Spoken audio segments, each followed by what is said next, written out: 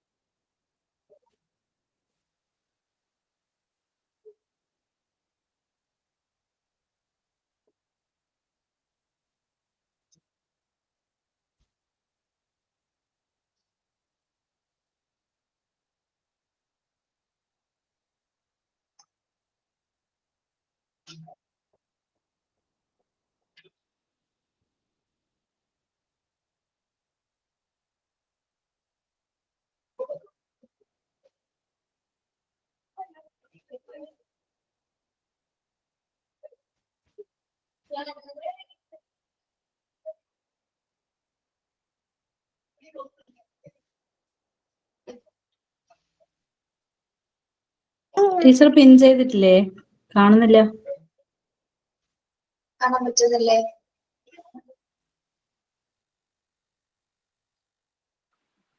ഇപ്പൊ കാണാം.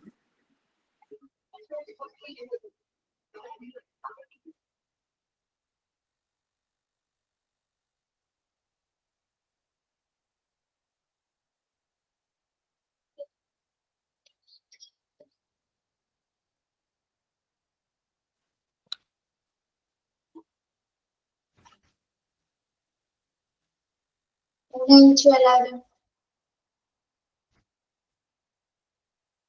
കഴിച്ചു. മിസ് കഴിച്ചോ? കഴിച്ചു. മിസ്സിന് തന്നെ ഒരു സങ്കടം പോലെ മുഖത്ത്. എനിക്ക് വയ്യാത്തോണ്ട് ചെവി വേദനയാണ്. മാറിയില്ലേ? അറിയിട്ടില്ല. ഭയങ്കര പെയിനാ, കുറയുന്നില്ല. വല്ല തൊള്ളിമരുന്ന് വല്ലതും മേടിച്ച് ചെവിയിൽ ഒഴിച്ചു നോക്കിയാ അറിയാം. ഞാൻ കാണിച്ചു, മരുന്ന് കഴിക്കുന്നുണ്ട്, പക്ഷെ കുറയുന്നില്ല. ചെവി വേദനയൊക്കെ വന്നാൽ നമ്മുടെ മൊത്തം ബോഡിനെ പറക്കും.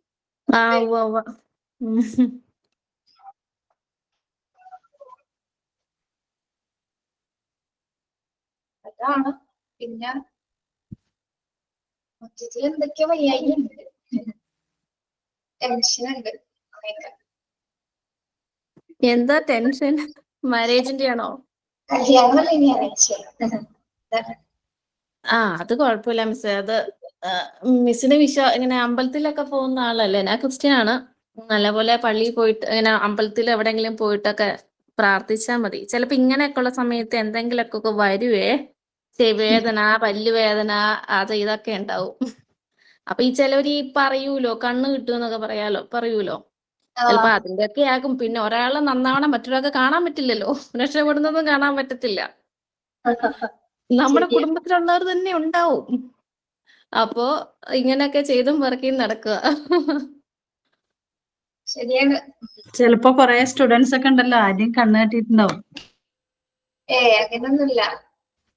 ഇല്ല, സ്റ്റുഡൻസ് ആരും ഒന്നും പറയത്തില്ല. ഞാൻ പറയട്ടെ, നമ്മുടെ സ്റ്റുഡൻസിനൊക്കെ ടീച്ചേഴ്സിന് തന്നെ ഒരു റെസ്പെക്ട് ഉണ്ടാവും. അവരങ്ങനെ കണ്ണ് കിട്ടുവോ പറക്കുവോ ഒന്നും ചെയ്യത്തില്ല. പ്രത്യേകിച്ച് നമ്മുടെ കുടുംബക്കാര്, നമ്മുടെ അയൽവക്കക്കാര്, അവരൊക്കെയാണ് ഇതിനൊക്കെ ചുക്കാൻ പിടിക്കുന്ന ആൾക്കാര്. ഞാൻ പറഞ്ഞത് ശരിയല്ലേ? അസുഖം വന്നാ വെറുതെ അയൽക്കാരനെയും കുടുംബക്കാരനെയൊക്കെ പറയാനല്ലേ? അല്ല, ഇത് ഇങ്ങനെയും കൂടെ ഉള്ള സിറ്റുവേഷൻ ആയിട്ടാട്ടോ. മാരേജിനോട് എടുക്കുമ്പോ ഇങ്ങനെ ഓരോന്ന് വരൂലോ. അത് കാരണം ശരിയാണ്. എനിക്ക് തല നിവർത്തി നടക്കാൻ പറ്റുന്നില്ല സത്യമായിട്ടും. എന്തെങ്കിലും ഓരോ ദിവസം ബുദ്ധിമുട്ടുള്ള ചെവി വേദന മാറുന്നേ ഇല്ല. ഈ പറഞ്ഞതൊക്കെ ശരിയായിരിക്കും. റെക്കോർഡ് ക്ലാസ് ഒന്നും കുടുംബക്കാരടുത്തൊന്നും കേൾക്കരുതേ.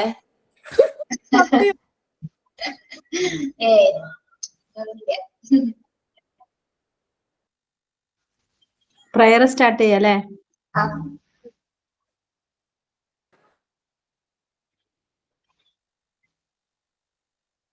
ഗീതു എവിടെ? ഓക്കെ, വന്നിട്ടുണ്ട്.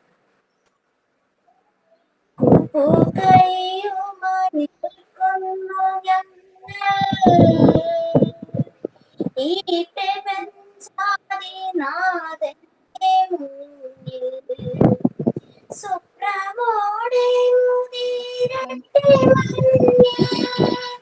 സകലശക്തിതൻ സംഗീതധാര സുപ്രമോണേ മുദിരട്ടെ മഞ്ഞിൽ സർഗശക്തിതൻ സംഗീതധാര സർഗശക്തിതൻ സംഗീതധാര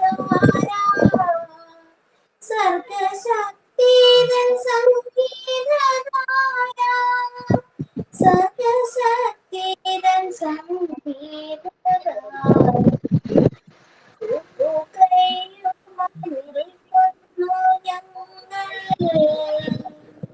ഈ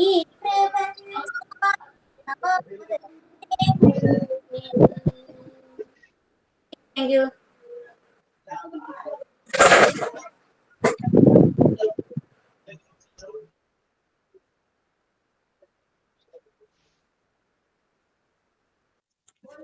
Thought of type പറയട്ടെ മിസ്സേ. Good afternoon to all. Today's thought is what you decide to do, make sure it makes you happy. It means that the main purpose of human life is happiness. Therefore, when we choose a work which gives happiness, life becomes very enjoyable. നിങ്ങൾ എന്ത് തന്നെ ചെയ്യാൻ തീരുമാനിച്ചാലും അത് നിങ്ങളെ സന്തോഷിപ്പിക്കുന്നു എന്ന് ഉറപ്പാക്കുക. മനുഷ്യ ജീവിതത്തിലെ പ്രധാന ലക്ഷ്യം സന്തോഷമാണ്. അതിനാൽ സന്തോഷം നൽകുന്ന ഒരു ജോലി നിങ്ങൾ തിരഞ്ഞെടുക്കുമ്പോൾ ജീവിതം വളരെ ആസ്വാദകരമാകും. So do what make you happy. Thank you. Good afternoon to all. മിസ്സേ സൈനിങ് ഉണ്ട്. പറയൂ. Hi, it's me Amrita. With smile on face, with love in your heart, with joy in your life, welcome you this day. With smile on face, with love in your heart, with joy in your life, welcome you this day. We are glad you are here.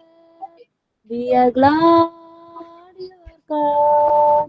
We are glad you are here. We are glad you are come.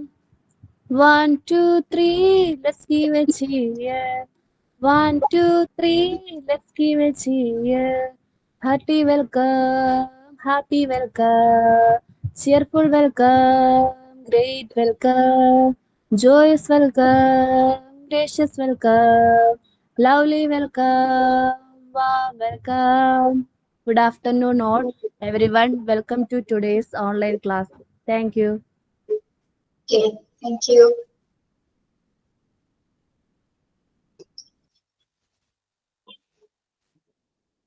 ഞാൻ എന്തെങ്കിലും activity തന്നിരുന്നോ?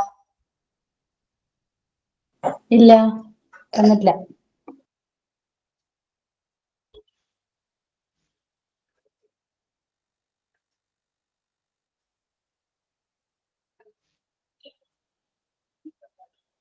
Educational psychology is a growing science എന്നുള്ളവിടം വരെയാണ് എടുത്തത്. Okay, ഞാൻ കുറച്ച് class എടുത്തിട്ട് നിങ്ങൾക്ക് കുറച്ച് നോട്ടായിട്ട് തരാട്ടോ. എനിക്ക് എടുക്കാൻ പറ്റാത്തതുകൊണ്ടാണ്. ഓക്കെ, നോട്ട് എഴുതാം. കുറച്ച് എടുക്കാം, കുറച്ച് നോട്ട് എഴുതാം.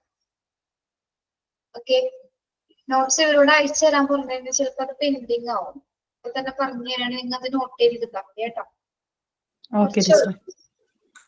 സ്കോപ്പ് ഓഫ് എഡ്യൂക്കേഷൻ സൈക്കോളജി നമ്മൾ നോക്കാൻ പോകുന്നത് സ്കോപ്പ് ഓഫ് എഡ്യൂക്കേഷൻ സൈക്കോളജി.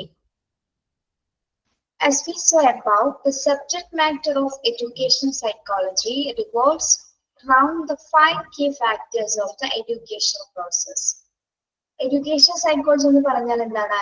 അത് ഈ 5 ഘടകങ്ങളുടെ 5 ഫാക്ടേഴ്സിന്റെ അടിസ്ഥാനത്തിലാണ് അത് നമ്മൾ ഡിറ്റർമൈൻ ചെയ്തത്. ഈ 5 ഫാക്ടറിന്റെ അടിസ്ഥാനത്തിലുള്ള ഒരു എഡ്യൂക്കേഷൻ പ്രോസസ് ആണെന്ന് എഡ്യൂക്കേഷൻ സൈക്കോളജി എന്ന് പറയുന്നത്.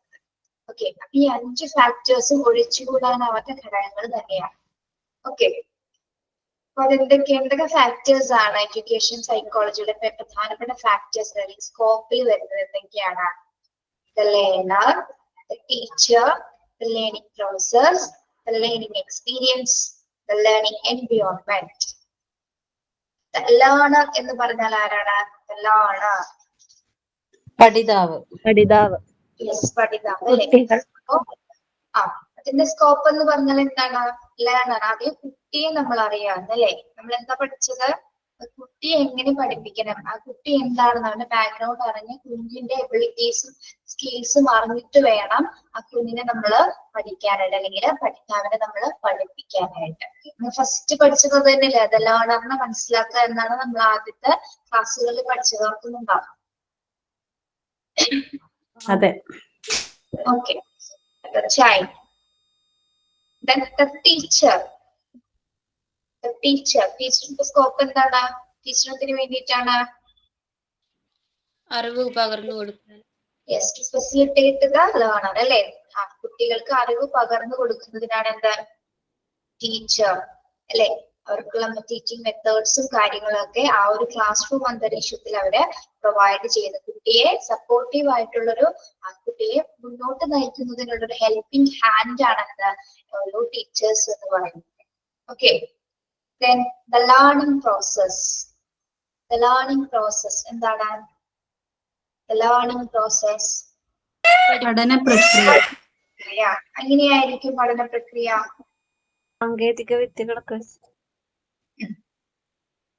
പഠിക്കാൻ പിന്നോട്ട് നിൽക്കുന്ന കുട്ടികൾക്ക് കൂടുതൽ ഫെസിലിറ്റീസ് ഒക്കെ കൊടുത്തിട്ട് സിസ്റ്റമാറ്റിക് ആയിട്ട് കുറച്ച് മെത്തേഡ്സും കാര്യങ്ങളിൽ കൂടി ആക്ടിവിറ്റീസിലെ കൂടി ആയിരിക്കും എന്റെ കുട്ടികളുടെ പഠന പ്രവർത്തനങ്ങള് അധ്യാപകര് കാര്യക്ഷമമായിട്ട് നിറവേറ്റും. ഓക്കെ.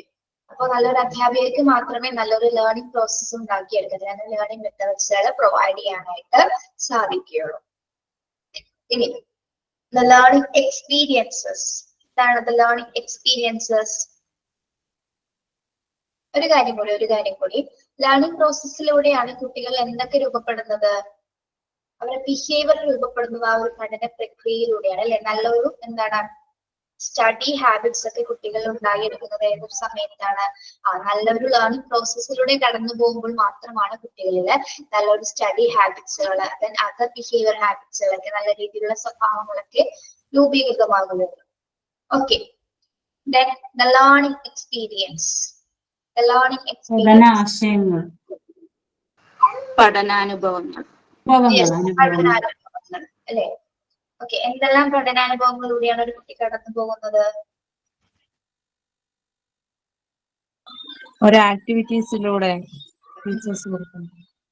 യെസ്, അതായത് നല്ലൊരു ലേണിംഗ് എക്സ്പീരിയൻസ് കിട്ടണമെങ്കിൽ എന്താണ്? കുട്ടികളെ നല്ല നോളജ് ബിൽഡ് ചെയ്തെടുക്കണം അല്ലെ? നല്ല അറിവുകൾ കുഞ്ഞുങ്ങൾക്ക് പകർന്നു കൊടുത്ത് അത് അവർ ഏൺ ചെയ്യുമ്പോഴാണ് എന്ത് പഠിക്കുന്ന സമയത്താണ് കുട്ടികളിൽ എന്തുണ്ടാവുന്നത്? പുതിയ നോളജ് അവരെ തിരിച്ചറിയാൻ ശ്രമിക്കുന്നത്. അതുപോലെ തന്നെ എന്താണ്? നല്ലൊരു പഠനാനുഭവത്തിലൂടെ കുട്ടികളെ നല്ല രീതിയിലുള്ള എക്സ്പീരിയൻസുകൾ ഉണ്ടാകുന്നത്, നല്ല രീതിയിലുള്ള ആക്ടിവിറ്റീസ് കൊടുക്കുമ്പോൾ അത് ചെയ്യുന്നതിലൂടെ കുട്ടികൾ എന്താണ് അവൻ ആ ഒരു പഠനം പഠിക്കുകയാണ് അല്ലെ? അപ്പൊ അവൻ അതിലൂടെ ഇന്ന കാര്യങ്ങൾ ചെയ്യുന്ന സമയത്ത് ആ കുട്ടി ഈ കാര്യം ചെയ്തു കഴിഞ്ഞാൽ ഇന്ന കാര്യത്തിലേക്ക് എത്തിച്ചേരും എന്നുള്ള ഒരു രീതിയിൽ കുഞ്ഞിന് ഒരു അനുഭവം കിട്ടുകയാണ്. ആ പ്രക്രിയയിലൂടെ കുഞ്ഞ് അത് അനുഭവിച്ച് എക്സ്പീരിയൻസ് ചെയ്തറിയുകയാണ്. ഓക്കെ. ഇനി ലേണിംഗ് എൻവയോൺമെന്റ് എന്ന് പറഞ്ഞാൽ എന്താണ്? ലേണിംഗ് എൻവയോൺമെന്റ് ഏതൊക്കെ രീതിയിലുള്ള സ്കോപ്പാണ് വരുന്നത്? ലേണിംഗ് എൻവയോൺമെന്റ് പഠനാന്തരീക്ഷം അല്ലെ? പഠനാന്തരീക്ഷം എങ്ങനെയുള്ള അന്തരീക്ഷമാണ് നമ്മൾ കുട്ടികൾക്ക് പ്രൊവൈഡ് ചെയ്യാൻ സാധിക്കുക? ക്വയറ്റ് ആയിട്ടുള്ളത് അല്ലെ? ഓക്കെ. പിന്നെ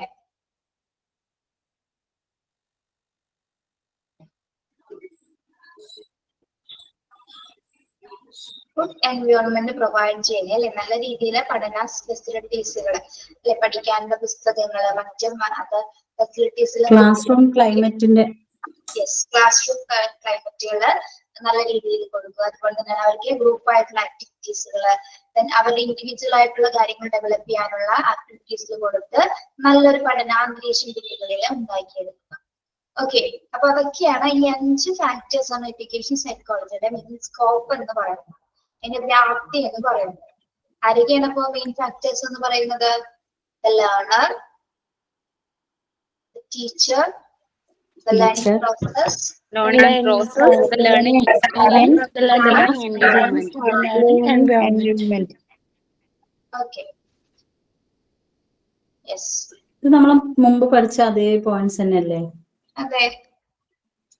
okay. These are the key factor of education process കേട്ടോ. ഓരോ എഡ്യൂക്കേഷൻ പ്രോസസ് എടുത്ത് നോക്കിയാൽ എന്താണ് ഈ ഒരു 5 ഫാക്ടേഴ്സ് ഇല്ലാതെ അത് പൂർണ്ണമാവുകയില്ല അല്ലെ. ഈ ഒരു പ്രോസസ്സിലൂടെയാണ് എല്ലാ വിദ്യാഭ്യാസ പ്രക്രിയകളും നടന്നു പോകുന്നത്. ഓക്കെ, പ്രത്യേകിച്ച് എഡ്യൂക്കേഷൻ സൈക്കോളജി. സൈക്കോളജിയുടെ മെയിൻ ആയിട്ടുള്ള 5 key factors ആണ് എന്താ ഈ പറഞ്ഞ 5 ഫാക്ടറുകൾ. ഓക്കെ,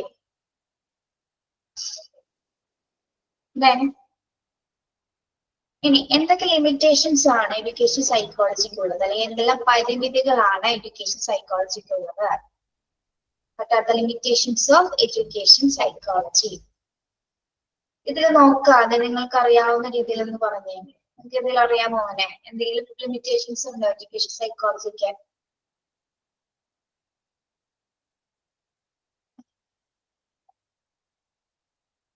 ഉണ്ടോ?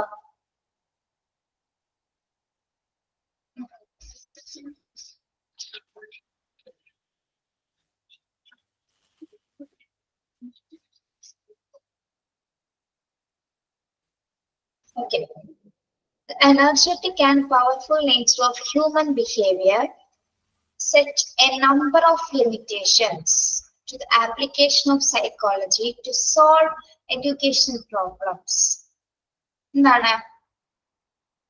The energetic and powerful nature of human behavior set a number of limitations. Human behavior എന്താണ്? limitations ഉണ്ടോ? Human behavior നമുക്ക് ഒരിക്കലും predict ചെയ്യാൻ പറ്റാത്തതാണ് അല്ലേ?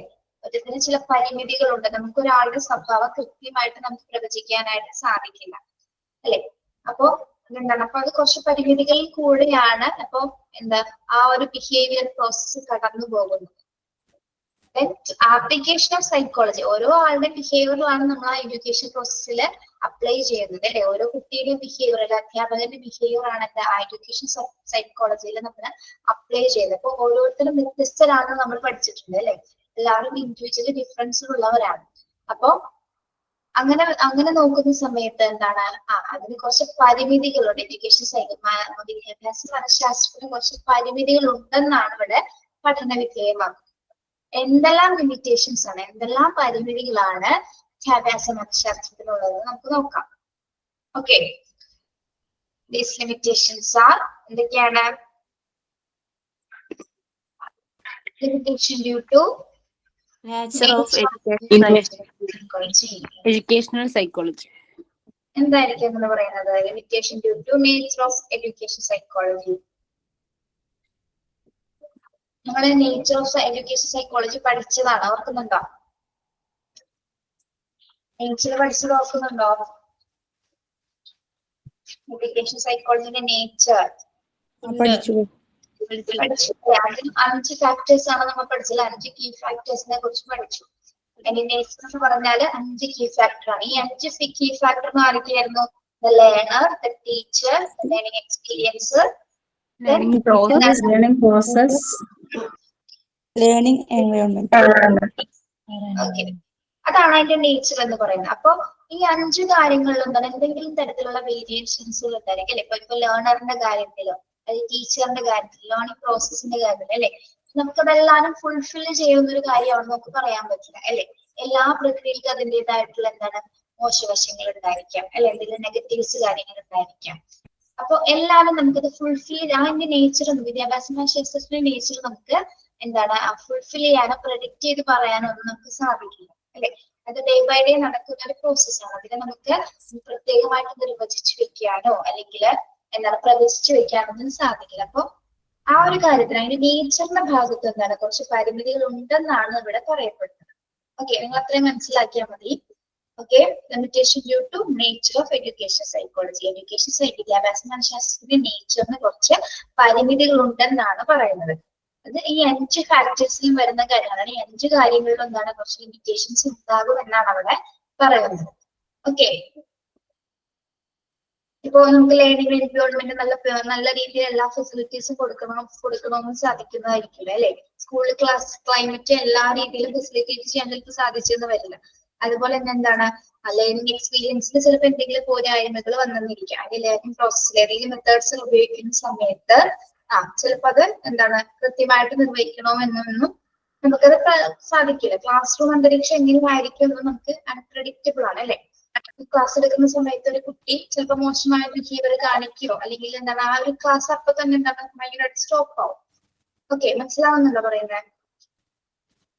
അപ്പൊ നമുക്കിതൊന്നും ഈ 5 പ്രോസസ്സിലും എല്ലാ കാര്യങ്ങളും പ്രെഡിക്റ്റ് ചെയ്യാൻ പറ്റില്ല. അതിന് കുറച്ച് പരിമിതികൾ ഉണ്ടെന്നാണ് അവരിവിടെ പറയുന്നത്. ഓക്കെ, നമ്മൾ പഠിക്കുന്നത് എന്താണ്? നല്ല ലേണിംഗ് എക്സ്പീരിയൻസ് കൊടുക്കുക, നല്ല എൻവയോൺമെന്റ് ഉണ്ടാക്കുക, നല്ല ലേണിംഗ് പ്രോസസ്സ് കൊടുക്കുക എന്നാണ് പറയുന്നത്. പക്ഷെ അതിനുള്ളിൽ എന്താണ് ചില പരിമിതികൾ ഉണ്ട്, കുറച്ച് പ്രശ്നങ്ങൾ അതിൽ വരാൻ ചാൻസസ് ഉണ്ട് എന്നാണ് പറയുന്നത്. ഓക്കെ, ഇനി സെക്കൻഡ് പോയിന്റ് എന്താണ്? സെക്കൻഡ് ലിമിറ്റേഷൻ എന്താണ്? Limitation due to the nature of human behaviour. എന്താണ് ഹ്യൂമൻ ബിഹേവിയർ? നമുക്ക് പെരുമാറ്റത്തിലും ഡിഫറൻസ് ഉണ്ട്. ഓരോ മനുഷ്യന്റെ സ്വഭാവം വ്യത്യസ്തമാണ്, അത് നിശ്ചയിക്കാൻ നമുക്കൊണ്ട് പറ്റില്ലല്ലോ. യെസ്, അത് തന്നെ. Okay, nature of human behaviour different ആണ്. അപ്പൊ അതിൽ കുറച്ച് പരിമിതികളുണ്ട്. Then limitation due to individual differences. എന്താണ്? ഓരോ കുഞ്ഞുങ്ങൾക്കും വ്യത്യസ്തമായ സ്വഭാവങ്ങളാണ്. എല്ലാവരും വ്യക്തിപരമായിട്ടുള്ള ഡിഫറൻസ് ഉണ്ട് അല്ലെ. എല്ലാവരിലും വ്യക്തി വ്യത്യാസങ്ങളുണ്ട് അല്ലെ. അപ്പൊ അതിൽ എന്താണ് എല്ലാ വ്യക്തികളിലും എന്താണ് പോരായ്മകൾ ഉണ്ടായിരിക്കാം, ഗുണവും ഉണ്ടായിരിക്കും, പോരായ്മ ഉണ്ടായിരിക്കും. അപ്പൊ അത് നമുക്ക് അൺപ്രഡിക്റ്റബിൾ ആണ്. അപ്പൊ എല്ലാവരിലും എന്താണ് ഇൻഡിവിജ്വൽ ഡിഫറൻസസ് ഉണ്ട്. അപ്പൊ അതൊരു പരിമിതി തന്നെയാണ്. അടുത്തത് എന്താണ്? Limitation due to limited scope of experience and human ആരാണ് നോക്കണേ?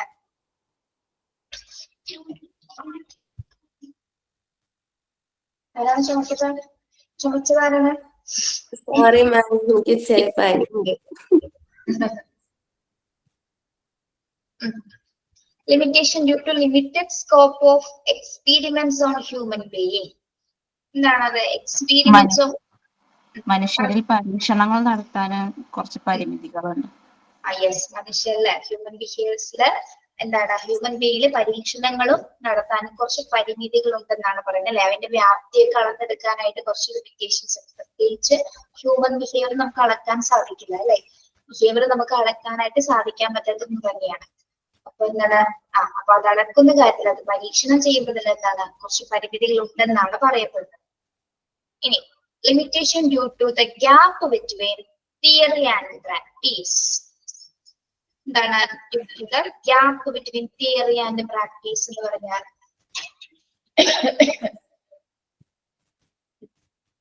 അതായത് സിദ്ധാന്തവും പ്രയോഗവും തമ്മിലുള്ള വ്യത്യാസം. തിയറിയും അതുപോലെ തന്നെ എന്താണ് പ്രാക്ടീസും തമ്മിലുള്ള വ്യത്യാസം. നമ്മൾ പഠിക്കുന്ന തിയറി അനുസരിച്ചായിരിക്കില്ല. ഒരു തിയറി ഓൾറെഡി അനുസരിച്ചല്ലല്ലോ അത് പ്രയോഗിക്കുക. Yes, very good. ആരാണ് പറഞ്ഞത്? ഫർസാന. എന്നോട് പറഞ്ഞോളൂ. നമ്മള് ഓരോ പരീക്ഷണങ്ങൾ നടത്തുമ്പോ, ഓരോ സിദ്ധാന്തങ്ങളും തിയറീസ് നടത്തുമ്പോ അതുപോലെ പ്രായോഗികമാക്കാൻ നമ്മളെ കൊണ്ട് പറ്റില്ലല്ലോ ചില ടൈമിൽ. എന്താണ് മനസ്സിലാക്കുന്നത്? എല്ലാ സിദ്ധാന്തങ്ങളും സത്യമല്ല എന്നാണ് ഇവിടെ പറയുന്നത് കേട്ടോ. എല്ലാ തിയറീസും നമുക്ക് സയന്റിഫിക്കലി ചിലപ്പോൾ തെളിയിക്കാൻ സാധിക്കും, പക്ഷെ അതിൽ നല്ല റിസൾട്ട് ഉണ്ടാവണമെന്നില്ല അല്ലെ. എല്ലാ സിദ്ധാന്തങ്ങളും അവിടെ സത്യമല്ല എന്നുള്ള രീതിയിലാണ് ഇവിടെ പറയുന്നത് അല്ലെ.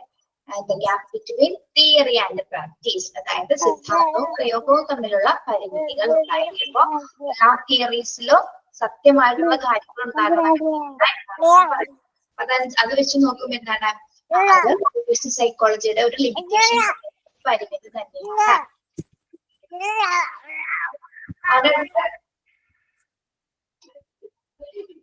അതായത്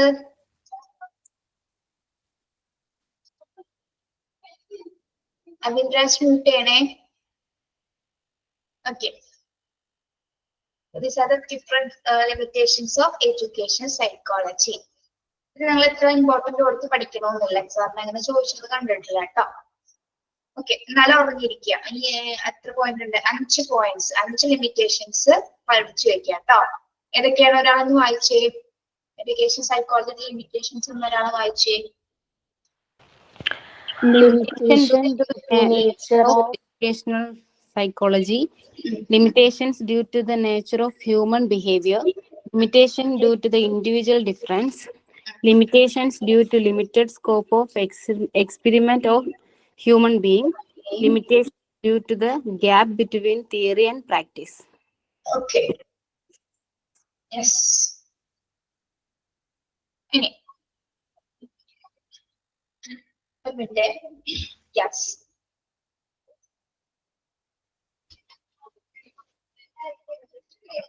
ഇനി റെലവൻസ് നോക്കാം നമുക്ക്. പ്രാധാന്യം, relevance and contribution of education psychology. Relevance and contribution of education psychology. Education സൈക്കോളജിയുടെ എന്തൊക്കെ പ്രാധാന്യങ്ങളാണ്, എന്തൊക്കെ കോൺട്രിബ്യൂഷൻസ് ആണ് എഡ്യൂക്കേഷൻ സൈക്കോളജി പഠിക്കുന്നത് പോലെ നമുക്ക് ലഭിക്കുന്നത്? ഇത് വെരി ഇമ്പോർട്ടന്റ് ആണ്. Relevance and contribution of education psychology important ആണ്, നോട്ട് ചെയ്യാം.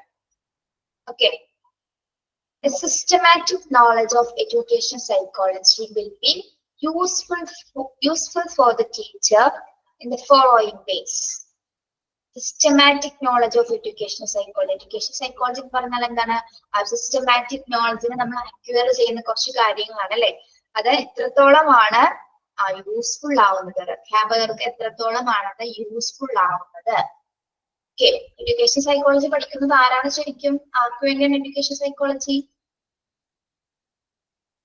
ആർക്ക് വേണ്ടിയാണ്?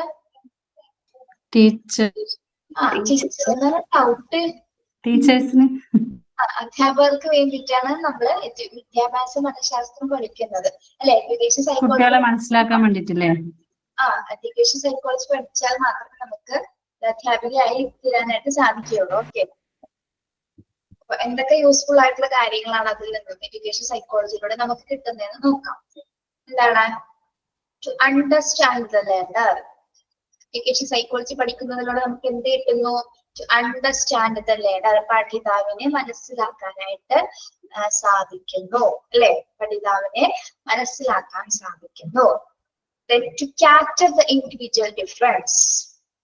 എന്താണ്? To capture ഓരോ വ്യക്തിപരമായിട്ടുള്ള ഡിഫറൻസും മനസ്സിലാക്കാൻ പറ്റും. ഓരോ കുട്ടികളിലുള്ള ഓരോ കുട്ടികൾ ഓരോ ഇൻഡിവിജ്വൽസ് ആണ്. അവരുടെ വ്യക്തി വ്യത്യാസങ്ങൾ മനസ്സിലാക്കാനായിട്ട് ഇതിലൂടെ സാധിക്കുന്നു. ഇതല്ല മാം ലിമിറ്റേഷനിലുള്ള അതായത് മുഴുവനായിട്ടും ഒക്കെ അങ്ങോട്ടും കൂടെ തിരിച്ചിട്ടുണ്ട്. ഏത് കാര്യത്തിനും ഒരു പോരായ്മ ഉണ്ടായിരിക്കും, നല്ല വശം ഉണ്ടായിരിക്കും കേട്ടോ. അപ്പൊ അതങ്ങനെയാണ് പഠിക്കുന്നത്. പ്രാധാന്യമുണ്ട്, ഏറ്റവും കൂടുതൽ പ്രാധാന്യമുള്ളത് എഡ്യൂക്കേഷൻ സൈക്കോളജി ഏറ്റവും കൂടുതൽ ഇമ്പോർട്ടൻസ് തന്നെയുള്ളത്. ലിമിറ്റേഷൻസ് ഇതേ നമ്മൾ ഈ 5 പോയിന്റ്സ് മാത്രമേ പഠിച്ചുള്ളൂ. ഓക്കെ, പക്ഷെ പ്രാധാന്യം നോക്കിയ ഒരുപാട് പോയിന്റ്സ് ഉണ്ട്, ഒരുപാട് കാര്യങ്ങളുണ്ട്. ഓക്കെ, ആരാണ് ചോദിച്ചത്?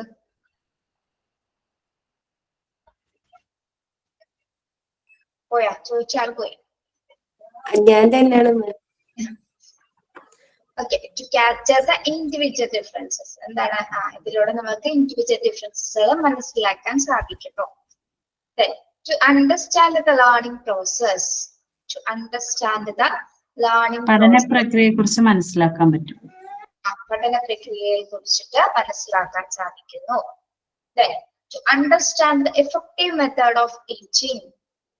ടു അണ്ടർസ്റ്റാൻഡ് ദ കാര്യക്ഷമമായ രീതിയിലുള്ള teaching. To understand method of teaching, different types of teaching methods മനസ്സിലാക്കി നമ്മൾക്ക് പഠിപ്പിക്കാനായിട്ട് സാധിക്കുന്നു. To understand the effective method of teaching. ടീച്ചേഴ്സിന്റെ അധ്യാപനത്തിന് കാര്യക്ഷമമായിട്ടുള്ള രീതികൾ മനസ്സിലാക്കാനായിട്ട് എഡ്യൂക്കേഷൻ സൈക്കോളജിയിലൂടെ നമുക്ക് സാധിക്കുന്നു. To understand development characteristics. To understand development characteristics.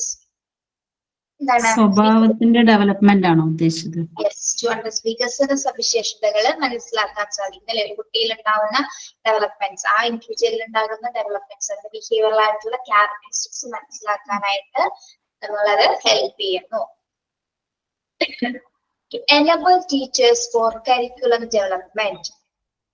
To enable teachers for curriculum development. എന്താണ് curriculum എന്ന് പറഞ്ഞാൽ എന്താണ്? പാഠ്യപദ്ധതി അല്ലേ? അപ്പൊ പാഠ്യപദ്ധതി വികസിപ്പിക്കാനായിട്ട്, നല്ല രീതിയിലുള്ള പാഠ്യപദ്ധതി വികസിപ്പിക്കാനായിട്ട് അധ്യാപകരെ സഹായിക്കുന്നത് എന്താണ്? വിദ്യാഭ്യാസ മനഃശാസ്ത്രമാണ് അല്ലെ? ഈ പാഠ്യപദ്ധതി എന്തിനു വേണ്ടിയിട്ടാണ്? കരിക്കുലം തയ്യാറാക്കപ്പെടുന്നത് എന്തിനു വേണ്ടിയിട്ടാണ്? എന്തിനു വേണ്ടിയിട്ടാണ്?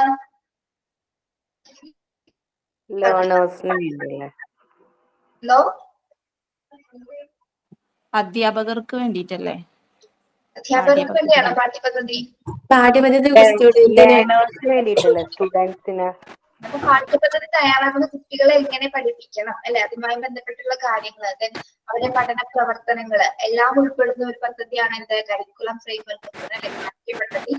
പാഠ്യപദ്ധതി ചട്ടക്കൂട് എന്ന് പറയുന്നത്. ഓക്കെ, അതിന്റെ അടിസ്ഥാനത്തിലാണ് എല്ലാ വിദ്യാഭ്യാസ സ്ഥാപനങ്ങളിലും പഠന പ്രക്രിയകൾ നടക്കും. ഓക്കെ, അപ്പൊ ഈ വിദ്യാഭ്യാസ മനഃശാസ്ത്രം പഠിക്കുന്നത് കൂടി എന്താണ്? പാഠ്യപദ്ധതിയുടെ വികസന പ്രക്രിയകൾ നൽകാനായിട്ട് അധ്യാപകരെ അത് സഹായിക്കുന്നു. Okay, to render guidance services. To render guidance services എന്താണ്? മാർഗനിർദ്ദേശ സേവനങ്ങൾ നൽകാൻ. കൃത്യമായിട്ടുള്ള ഗൈഡൻസ് ആൻഡ് കൗൺസിലിംഗ് പഠിച്ചിട്ടില്ല നമ്മള്. ഗൈഡൻസ് നൽകാൻ, മാർഗനിർദ്ദേശം നൽകാനായിട്ട് അധ്യാപകരെ അത് സഹായിക്കുന്നു. Then to give guidance for the education of extraordinary children. To give guidance for the education of extraordinary children. എന്താണ് extraordinary children? പ്രത്യേക കഴിവുകളുള്ള കുട്ടികളെ ഗൈഡ് ചെയ്യാൻ, പ്രത്യേകമായിട്ട് അവരെ മോട്ടിവേറ്റ് ചെയ്തിട്ട് മുമ്പിലോട്ട് കൊണ്ടുവരും. യെസ്, ക്രിയേറ്റീവ് ആയിട്ടുള്ള ചിൽഡ്രൻസിനെ ഗൈഡ് ചെയ്തിട്ട് അവരെ മുന്നോട്ട് കൊണ്ടുവരാനായിട്ട് എഡ്യൂക്കേഷൻ സൈക്കോളജിയിലുള്ള അധ്യാപകർക്ക് സാധ്യമാകുന്നു. Okay, then to understand the group dynamic and social behavior in classroom. To understand group dynamic. Group dynamic എന്ന് പറഞ്ഞാൽ കഴിഞ്ഞ ക്ലാസ്സിൽ നിന്ന് ചോദിച്ചു. ഡൈനാമിക് എന്നത് ചലനാത്മകമായ, അതായത് ഗ്രൂപ്പ് എന്ന് പറഞ്ഞാൽ എന്താണ്? ഒരു ഇൻഡിവിജ്വൽ മെമ്പേഴ്സ് ആയിരിക്കും അല്ലെ? അതായത് ഇൻഡിവിജ്വൽ മെമ്പേഴ്സ് കൂടിയിട്ടാണ് എന്താ ഒരു ഗ്രൂപ്പ് ഡൈനാമിക് ഉണ്ടായിരുന്നത് അല്ലെ? ഗ്രൂപ്പായിട്ടൊരു കൂട്ടം വ്യക്തികൾ ഉണ്ടാകുന്നു. അവരുടെ ഡൈനാമിക് ആയിട്ടുള്ള പ്രവർത്തനം, അതായത് ഒരു കൂട്ടമായിട്ടൊരു സോഷ്യൽ ബിഹേവിയർ ക്ലാസ് റൂമിൽ കുട്ടികൾ എല്ലാവരും സോഷ്യൽ ആയിരിക്കും അല്ലെ? എല്ലാവരും ഒരേപോലെ എല്ലാ കാര്യങ്ങളിലും ഒരുമിച്ച് നിൽക്കുന്ന ഒരു പ്രവണത ഉണ്ടായിരിക്കും. അപ്പൊ അത്തരത്തിലൊരു സോഷ്യൽ ബിഹേവിയർ കൊണ്ടുവരാനായിട്ട് അധ്യാപകരെ വിദ്യാഭ്യാസ മനഃശാസ്ത്രം സഹായിക്കുന്നു എന്നാണ് പറയുന്നത്. ഓക്കെ, അതായത് കുട്ടികളുടെ ഒരു സാമൂഹികപരമായ പെരുമാറ്റം ഉണ്ടാക്കിയെടുക്കുന്നതിൽ എന്താണ് എഡ്യൂക്കേഷൻ സൈക്കോളജി ഹെൽപ്പ് ചെയ്യുന്നതെന്നാണ് പറയുന്നത്. Okay, to develop constructive and creative discipline. എന്താണ്? To develop constructive and creative discipline. കുട്ടികൾക്ക് ഡിസിപ്ലിനൊക്കെ പറഞ്ഞ് മനസ്സിലാക്കില്ല. കുട്ടികളിലെ സൃഷ്ടിപരവും ക്രിയാത്മകവുമായിട്ടുള്ള ഒരു അച്ചടക്കം വികസിപ്പിക്കുന്നതിന് എഡ്യൂക്കേഷൻ സൈക്കോളജി അധ്യാപകരെ സഹായിക്കുന്നു അല്ലെ? കൺസ്ട്രക്റ്റീവ് എന്ന് പറഞ്ഞാൽ എന്താണ്? സൃഷ്ടിപരമായിട്ടും അതുപോലെ തന്നെ ക്രിയേറ്റീവ് ആയിട്ട് അല്ലെ ക്രിയാത്മകമായിട്ട് നല്ല ഡിസിപ്ലിൻ കൊണ്ടുവരാൻ, നല്ല ബിഹേവിയർ കൊണ്ടുവരാനായിട്ട് മനസ്സിലാക്കുക അല്ലെ? നല്ലൊരു ഡിസിപ്ലിൻ ഉണ്ടാക്കിയെടുക്കാനാണ്, അച്ചടക്കം പാലിക്കുന്നതിലെ അധ്യാപകരെ എഡ്യൂക്കേഷൻ സൈക്കോളജി സഹായിക്കുന്നുണ്ട്. Okay, to understand the problem of children. കുട്ടികളുടെ പ്രശ്നങ്ങൾ മനസ്സിലാക്കാൻ. യെസ്, കുട്ടികളിലെ പ്രശ്നങ്ങൾ മനസ്സിലാക്കാനായിട്ട് വിദ്യാഭ്യാസ മനഃശാസ്ത്രം സഹായിക്കുന്നു. To help in measuring learning outcomes. To help in measuring learning outcomes. പഠനത്തിന്റെ ഗുണനിലവാരം അളക്കാനും അത് മനസ്സിലാക്കാനും അല്ലെ? പഠന നിലവാരം അളക്കാനായിട്ട് മെഷറിംഗ്, പഠനഫലങ്ങൾ അളക്കാനായിട്ട് സാധിക്കുന്നു. ഓക്കെ, മെഷർ ചെയ്യാനായിട്ട് ലേണിംഗ് ഔട്ട്കം മെഷർ ചെയ്യാനായിട്ട് സാധിക്കുന്നു. To prepare timetable. To prepare timetable. സമയം ക്രമീകരിക്കുക. സമയമാണോ? നമ്മൾ ഈ പഠിക്കാനുള്ള ടൈം ടേബിൾ അല്ലേ ഉദ്ദേശിച്ചത്? യെസ്, ടൈം ടേബിൾ അല്ലെ, to prepare time table. Time table കൃത്യമായ രീതിയിൽ പ്രിപ്പയർ ചെയ്യാനായിട്ട് സഹായിക്കും. നമ്മൾ ടൈം ടേബിളിന്റെ കാര്യം പറയുമ്പോൾ നമ്മൾക്ക് രാവിലത്തെ പീരീഡുകളിൽ, രാവിലെ എന്ന് വെച്ചാൽ രാവിലെ മുതൽ ഒരു ഉച്ച വരെയുള്ള ആ ഒരു ടൈമിൽ ഏതൊക്കെ പീരീഡ്സുകൾ എങ്ങനെയായിരിക്കും അറേഞ്ച് ചെയ്തിരിക്കുന്നത്? ഏതൊക്കെ പീരീഡുകളായിരിക്കും രാവിലെ? Maths, English, Malayalam, English, Malayalam, science. എന്തിനാ അങ്ങനെ അറേഞ്ച് ചെയ്തിരിക്കുന്നത്? അങ്ങനെ രാവിലെ വൈകുന്നേരം മറ്റൊക്കെ അറേഞ്ച് ചെയ്യുമോ? ഏത് സമയത്ത് വേണേ എടുക്കാൻ പറ്റില്ലേ പീരീഡ്സ്? എന്താണ്? ഇങ്ങനെ മലയാളം രാവിലെ മാത്രം എടുക്കാൻ പറ്റുള്ളൂ, വൈകുന്നേരം എടുക്കാൻ പറ്റില്ല, അങ്ങനെയൊന്നും ഇല്ലല്ലോ പറയാ. അങ്ങനെയൊന്നുമില്ല. പക്ഷെ ടൈം ടേബിൾ സെറ്റ് ചെയ്യുന്നതിൽ കുറച്ച് കാര്യങ്ങളുണ്ട് അല്ലെ. ഇപ്പൊ മാത്സ്, ഇംഗ്ലീഷ് തുടങ്ങിയ വിഷയങ്ങളൊക്കെ കുട്ടികൾ ആ രാവിലത്തെ ആ ഒരു ടൈമിൽ, സയൻസ് വിഷയങ്ങൾ കുഞ്ഞുങ്ങള് രാവിലത്തെയാണ് ആ ഒരു ടൈമിൽ കുറച്ചും കൂടെ അത് ക്യാച്ച് ചെയ്യും അല്ലെ. പക്ഷെ അവരുടെ ആ ഒരു കോൺസെൻട്രേഷൻ അല്ലെങ്കിൽ കുറച്ചു നേരം അവർ എന്താണ് കുറച്ച് ടെൻഷനോടെ ഇരിക്കുന്ന ഒരു സമയം എന്ന് പറഞ്ഞാൽ രാവിലത്തെ ആ ഒരു കുറച്ച് ആ ഒരു ഫ്രഷ്നെസ് നേരെ ഒരു 11:30 വരെയൊക്കെയുള്ള ഒരു ടൈം ആയിരിക്കും. അപ്പൊ അതിന് വേണ്ടിയിട്ടാണ്, അതും കൂടി അതൊരു ബേസിക് ഫാക്ടർ ആണ് കേട്ടോ. ആ ഒരു കാര്യം കൂടി നോക്കിയിട്ടാണ് കുട്ടികൾ അത്തരത്തിലുള്ള ടൈം ടേബിൾ, അത്തരത്തിലുള്ള വിഷയങ്ങൾ രാവിലെ ഉൾപ്പെടുത്തിയിരിക്കുന്നത്. ഉച്ചയ്ക്ക് ശേഷമുള്ള വിഷയങ്ങൾ എന്താണ് ഉറങ്ങാനുള്ള രീതിയിലല്ല കേട്ടോ. കുട്ടികളുടെ ആ ഒരു നമുക്ക് ഡൈജഷൻ സമയമാണ് അല്ലെ. എല്ലാ കാര്യങ്ങളും ഭക്ഷണമൊക്കെ കഴിഞ്ഞ് എല്ലാവർക്കും ഒരു ഉറക്കം വരുന്നൊരു ടൈം ആയിരിക്കും. അപ്പൊ ആ ഉച്ചയ്ക്ക് ശേഷമുള്ള പീരീഡുകൾ അത്തരത്തിലുള്ള വിഷയങ്ങളായിരിക്കും ഉൾപ്പെടുത്തുന്നത്. പക്ഷെ ഉറങ്ങാനെന്നല്ല പറയുന്നത് കേട്ടോ, ഉറങ്ങാൻ വേണ്ടിയിട്ടൊന്നല്ല പറയുന്നത്. അത് അത്ര ഇൻട്രസ്റ്റിൽ കേൾക്കേണ്ട കാര്യമൊന്നും ഇല്ല എന്നർത്ഥം അല്ലെ. ഇൻട്രസ്റ്റീവ് ആയിരിക്കും, പക്ഷെ അവർക്ക് മാത്സ്, സയൻസ് വിഷയങ്ങളൊക്കെ കുറച്ചുകൂടി കുറച്ച് ക്യാച്ച് ചെയ്യേണ്ട കാര്യങ്ങൾ. മറ്റേത് അവർക്ക് കേട്ടിരുന്നാൽ പോലും അത് ക്യാച്ച് ചെയ്യാൻ പറ്റും. പക്ഷെ മറ്റത് ചെയ്ത് പഠിക്കാനും ടെസ്റ്റ് ചെയ്യാനും എക്സ്പീരിയൻസ് ചെയ്യാനുള്ള കാര്യങ്ങളാണ്. അപ്പൊ അത് രാവിലെയൊക്കെ ഒരു ഇന്റലിജൻസ് ആ ഒരു ടൈം ഒക്കെ ഫ്രഷ് ആയിട്ടിരിക്കുന്ന സമയം. അപ്പൊ അതിന് വേണ്ടിയിട്ടാണ് ടൈം ടേബിളിൽ കൂടി ആ ഒരു സെറ്റിംഗ്സ് കൊണ്ടുവരുന്നത്. ഇപ്പൊ രാവിലെ ഏതൊക്കെ സബ്ജക്റ്റ് ആണ് നമ്മൾ ഉൾപ്പെടുത്തുക? രാവിലെ ഇംഗ്ലീഷ്, മാത്സ് ഒക്കെയാണ്, ഫിസിക്സ് അങ്ങനത്തെ സബ്ജക്ട്, ഇംഗ്ലീഷ്, സോഷ്യൽ അല്ല സയൻസ് അല്ലേ രാവിലെ ഉണ്ടാവുക? Science, social, Malayalam second, Hindi എക്കാമത്തെ ശേഷമായിരുന്നു. മിസ് ഒരു കാര്യം പറഞ്ഞോട്ടെ, മോൾക്ക് ഫസ്റ്റ് കമ്പ്യൂട്ടർ ഇപ്പം ICSE സിലബസാ പഠിക്കുന്നത്.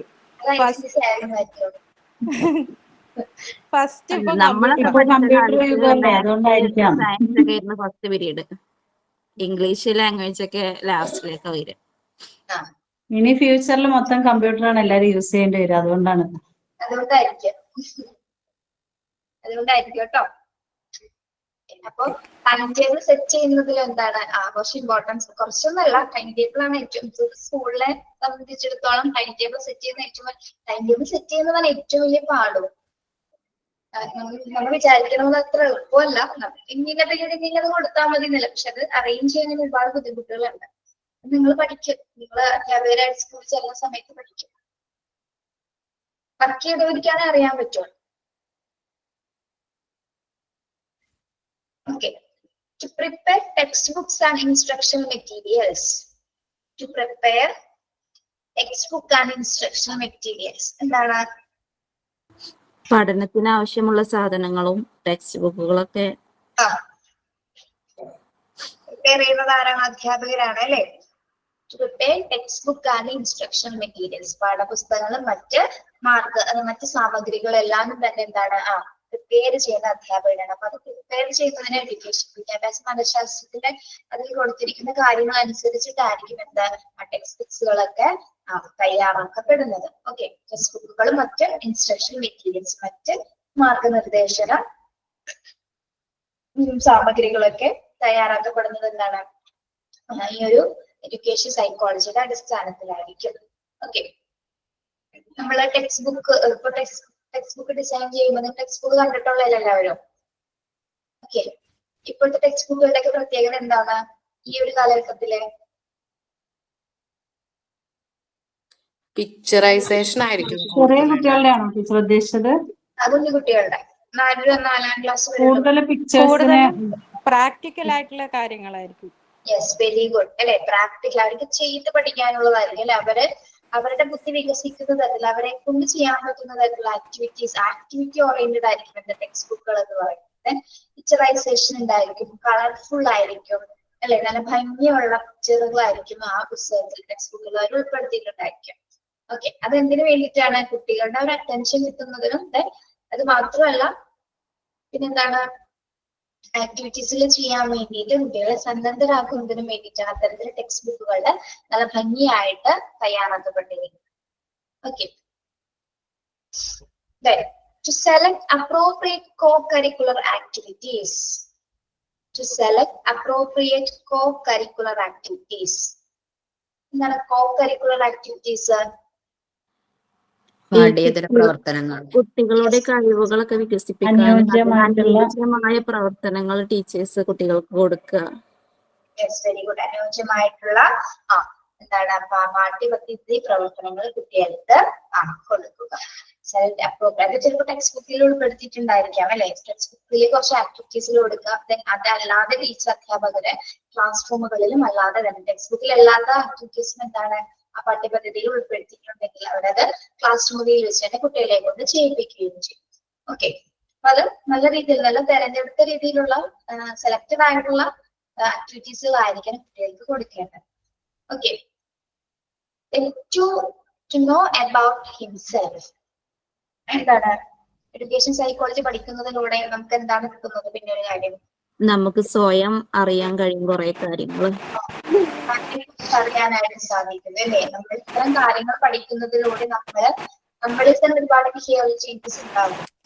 ഓക്കെ, നമ്മൾ സ്വയം നമ്മളെ തന്നെ തിരിച്ചറിയാനായിട്ട് സാധിക്കുന്ന ഒരു വേദി കൂടിയാണ് എഡ്യൂക്കേഷൻ സൈക്കോളജി എന്ന് പറയുന്നത്. അല്ലെങ്കിൽ എഡ്യൂക്കേഷൻ സൈക്കോളജി പഠിക്കുന്നതിലൂടെ അധ്യാപകർക്ക് അവരെന്താണ് താൻ എന്താണെന്ന് തിരിച്ചറിയാൻ കൂടിയൊരു അവസരമാണ് അവിടെ ലഭിക്കുന്നത്. Okay, in short, education psychology helps the teacher to become a better teacher and the learner to become a better learner. Okay, education psychology help ചെയ്യുന്നത് എന്താണ്? ഒരു ടീച്ചറെ നല്ല രീതിയിലുള്ള ഒരു ബെറ്റർ ലേണർ ആക്കുകയും ചെയ്യുന്നു. അതുപോലെ തന്നെ എന്താണ് പഠിതാവിനെ അല്ലെങ്കിൽ ലേണറിനെ എന്താണ് നല്ലൊരു ഗുഡ് ലേണർ ആക്കി നല്ലൊരു പഠിതാവ് കൂടി ആക്കി മാറ്റുന്നതും ആരാണ്? എഡ്യൂക്കേഷൻ സൈക്കോളജിയിൽ കൂടെ തന്നെയാണ് അല്ലെ. ഒരേ സമയം രണ്ട് കാര്യങ്ങൾ നടക്കുന്നു. വിദ്യാഭ്യാസ മനഃശാസ്ത്രം പഠിക്കുന്നതിലൂടെ നല്ലൊരു അധ്യാപകൻ ഉണ്ടാകുന്നു. അത് പഠിച്ച അധ്യാപിക നല്ലൊരു പഠിതാവിനെ സൃഷ്ടിക്കുന്നു, നല്ലൊരു ലേണറെ സൃഷ്ടിക്കുന്നു. Okay okay okay okay. എന്തൊക്കെ റെലവൻസസ് ആണ് എഡ്യൂക്കേഷൻ സൈക്കോളജിക്കുള്ളത്? ഓരോരുത്തരായി പറഞ്ഞേ. വിദ്യാർത്ഥികളെ മനസ്സിലാക്കാൻ കഴിയുന്നു.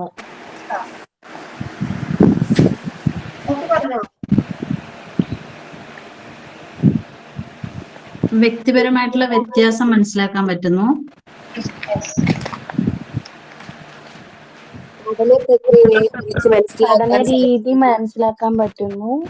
പഠന രീതി മനസ്സിലാക്കാൻ പറ്റുന്നു.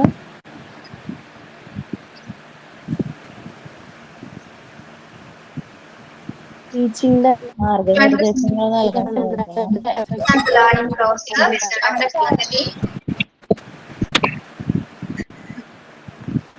to understand development characteristics, to enable teachers സ്വഭാവത്തിലെ development, for curriculum development, to render guidance services,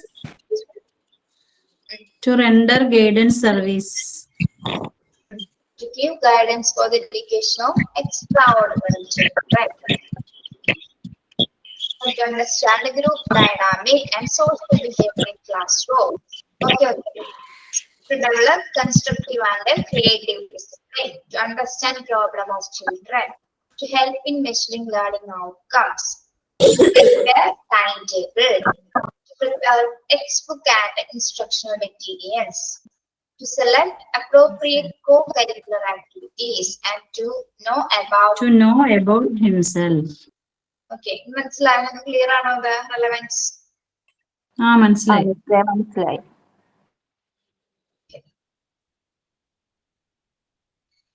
Sir, 12th ഒന്ന് പറയോ? To help in measuring learning outcomes. എന്താണ്? പഠന നിലവാരം. ഏതാണ് ചോദിക്കുന്നത്? 12th. അതായത് പഠനഫലങ്ങൾ ലേണിംഗ് ഔട്ട്കംസ് നമുക്ക് മെഷർ ചെയ്യാൻ സാധിക്കുന്നു. അതിലിപ്പോ ലേണിംഗ് ഔട്ട്കംസ് മെഷർ ചെയ്യാന്ന് പറഞ്ഞാൽ എന്തായിരിക്കും? ഏത് രീതിയിലായിരിക്കും അധ്യാപകർ ഒരു കുട്ടിയുടെ ആക്ടിവിറ്റി അളക്കുന്നത്? ഏത് രീതിയിലായിരിക്കാം?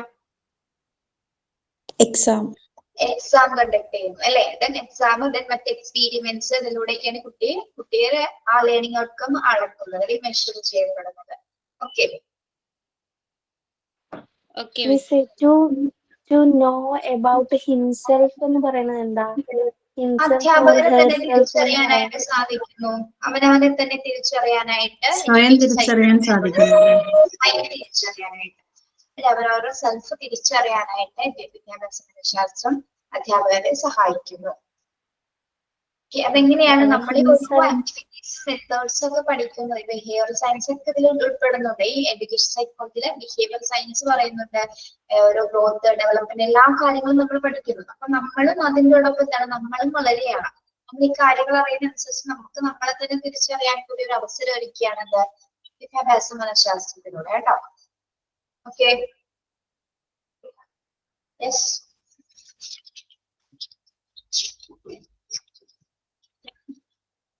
ഇനി മെത്തേഡ്സ് ഓഫ് എഡ്യൂക്കേഷൻ സൈക്കോളജി നമ്മൾ നോക്കാൻ പോണേ. എന്തൊക്കെ മെത്തേഡ്സ് ആണ്, എന്തൊക്കെ രീതികളാണ് വിദ്യാഭ്യാസ മനഃശാസ്ത്രത്തിലുള്ളത്? Education psychology deals with the study of human behaviour in education situations. The selection of particular method depends upon. അപ്പോ ഈ എഡ്യൂക്കേഷൻ സൈക്കോളജിയുടെ വിഷയങ്ങള് രീതികള് കുറച്ച് 3 കാര്യങ്ങളുടെ അടിസ്ഥാനത്തിലാണ് ആ മെത്തേഡ്സുകൾ തയ്യാറാക്കപ്പെട്ടിട്ടുള്ളത്. ഒന്നാമത്തേത് എന്ത് കാരണമാണ്? നേച്ചർ ഓഫ് ദ പ്രോബ്ലമോ പ്രോബ്ലം ടു ബി സ്റ്റഡി. ഒരു പ്രോബ്ലത്തിന്റെ നേച്ചർ എന്താണെന്ന് ആദ്യം നമ്മൾ പഠിക്കുന്നു, അല്ല അതിന്റെ സ്വഭാവം എങ്ങനെയാണെന്ന് പഠിക്കുന്നു. പിന്നെന്താണ്? Orientation and resourcefulness of the researcher. എന്താണ് ഓറിയന്റേഷൻ ആൻഡ് റിസോഴ്സ്ഫുൾനെസ് എന്ന് പറഞ്ഞാല്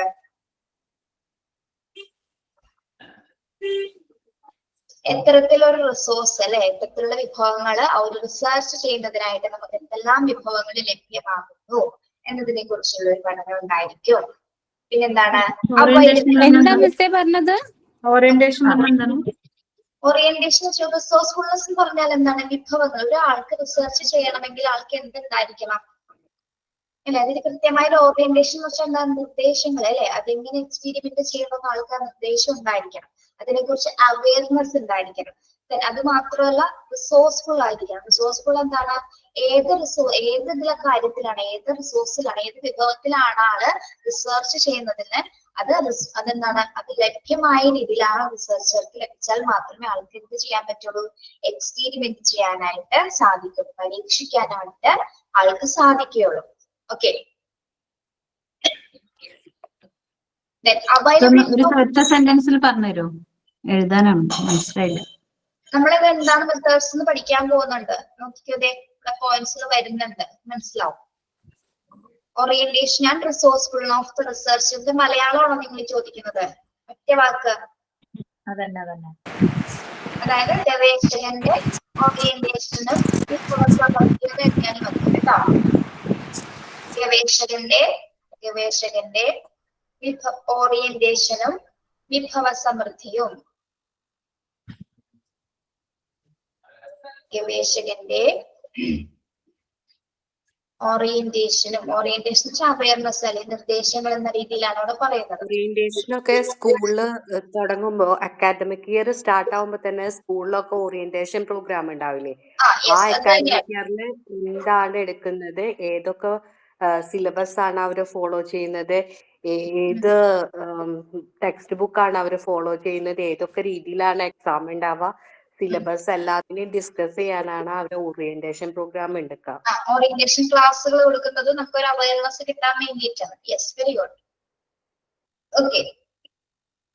പിന്നെ availability of the material subject, time and financial resources.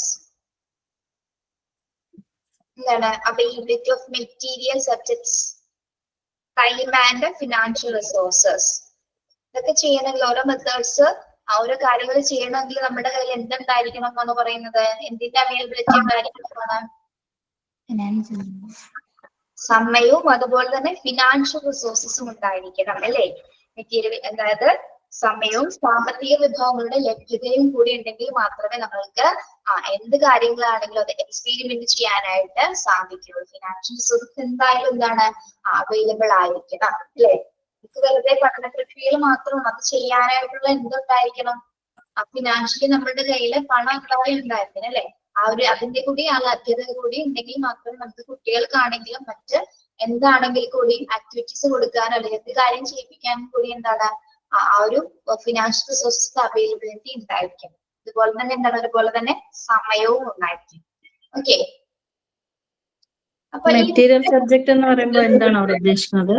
പഠിക്കാൻ ആവശ്യമായിട്ടുള്ള കാര്യങ്ങളാണോ? അതെ അതെ, യെസ്.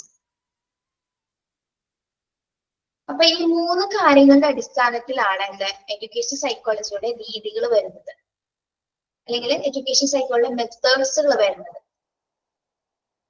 നോട്ട് തരാന്ന് പറഞ്ഞിട്ട് തന്നില്ല അല്ലെ? ഓക്കെ.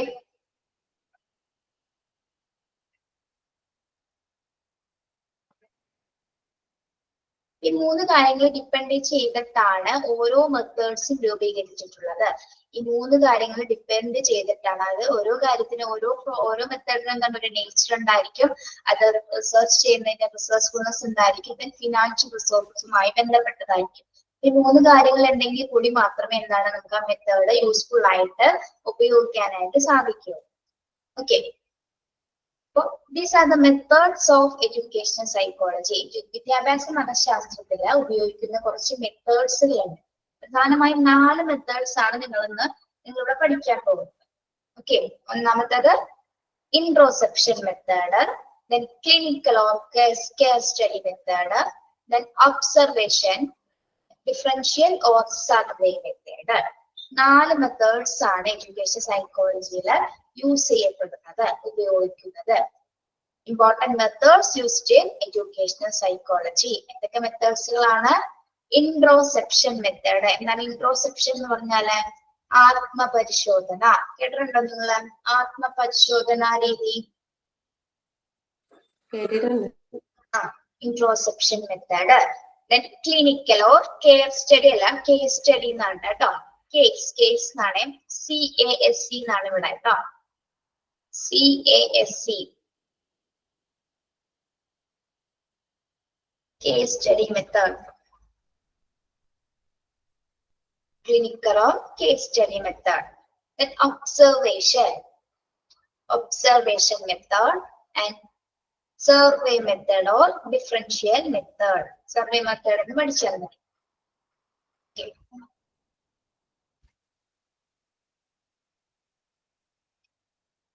ഇത് ഇമ്പോർട്ടന്റ് ആണോ? ഇമ്പോർട്ടന്റ് ആണ്.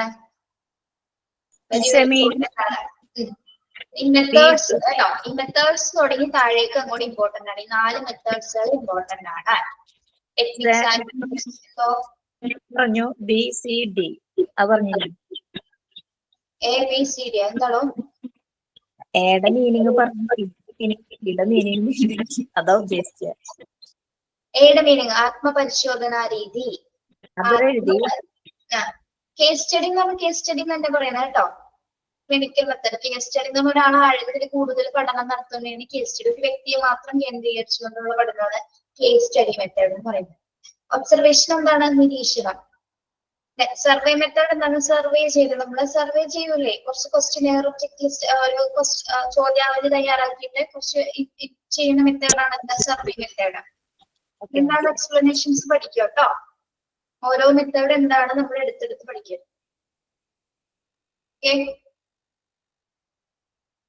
അപ്പൊ നിങ്ങൾ നെക്സ്റ്റ് ക്ലാസ്സിൽ മെത്തേഡ് എന്താണെന്ന് നോക്കിയിട്ട് വരാം.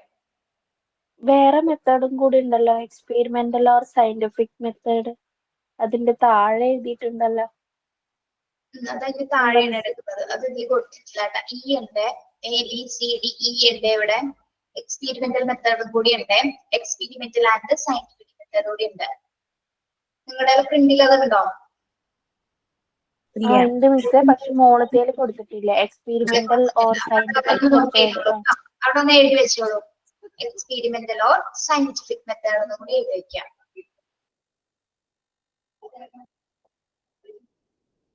മനസ്സിലായില്ല, അതെവിടെ എഴുതി വെക്കാൻ പറഞ്ഞ? എന്താണ്? സർവേ മെത്തേഡിന്റെ താഴെ എക്സ്പെരിമെന്റൽ ഓർ സയന്റിഫിക് മെത്തേഡ് എന്ന് എഴുതാം. ഇവിടെ കിടപ്പുണ്ട്. എക്സ്പെരിമെന്റൽ ഓർ സയന്റിഫിക് മെത്തേഡ് എഴുതിയില്ലെങ്കിൽ കുഴപ്പമൊന്നുമില്ലായിരിക്കും.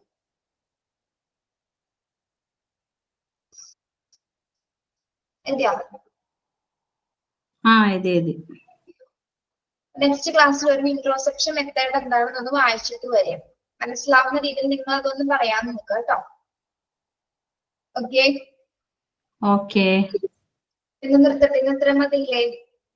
ഇതൊക്കെ ഒരുപാട് പറയാനുള്ള കാര്യങ്ങളാണ്. അതൊക്കെ നമുക്ക് ടീച്ചർ കുറച്ചോ ക്ലാസ് എടുക്കുള്ളൂ, ഫുള്ളും ക്ലാസ് എടുത്തല്ലോ. വയ്യെങ്കിലും എങ്ങനെയൊക്കെയോ എടുത്തൂലേ? പിന്നെ നോട്ട് തരാനുണ്ടായിരുന്നു നിങ്ങൾക്ക്. അത് ഇവര് അയച്ചു തന്നില്ലെങ്കിൽ ആൾക്കാരും അത് ടൈപ്പ് ചെയ്യാൻ കുറച്ച് സമയം എടുക്കില്ല. അതുകൊണ്ടായിരിക്കും. ക്ലാസ്സിൽ വെച്ച് പറയുന്നത് നിങ്ങൾ എഴുതിയെടുത്തോളൂല്ലോ.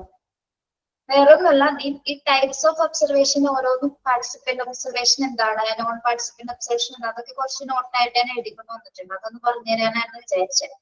പക്ഷെ കുഴപ്പമില്ല. Okay, thank you. ലീവ് ചെയ്തോളൂ കേട്ടോ. Thank you miss. Thank you miss. Thank you miss. Thank you miss.